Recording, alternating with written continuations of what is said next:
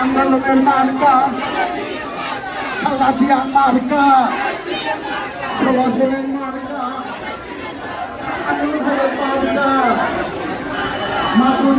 আগামী নির্বাচনকে নিয়ে সারা বাংলাদেশের মানুষ যখন একটি উৎসবমুখর পরিবেশে রয়েছে, ঠিক তখন দু একটি রাজনৈতিক দল, ইসলামিক দল, তারা আগামী নির্বাচনকে বানচাল করার জন্য দেশি বিদেশি ষড়যন্ত্রের মাধ্যমে তারা বাংলাদেশের মানুষের যে কাঙ্ক্ষিত নির্বাচন, সেই নির্বাচনকে ব্যাহত করার অপচেষ্টায় লিপ্ত হয়েছে। যারা 1971 সালে রাজাকারের ভূমিকায় ছিল, তারা এখন নাকি বাংলাদেশ পরিচালনা করতে চায়।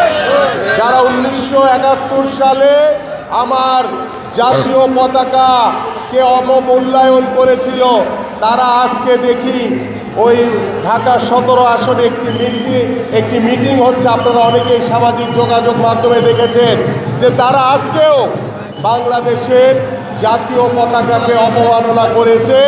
তারা স্টেজ সাজিয়েছে বাংলাদেশের পতাকা দিয়ে, এবং এই স্টেজের উপর দিয়ে তাদের নেতাকর্মীরা পায়ে হেঁটে হেঁটে আমার দেশের পতাকাকে অবমাননা করেছে। আবারও তারা এদের দিয়ে বাংলাদেশের মানুষের কোনো উন্নয়ন হবে না, কোনো কল্যাণ হবে না।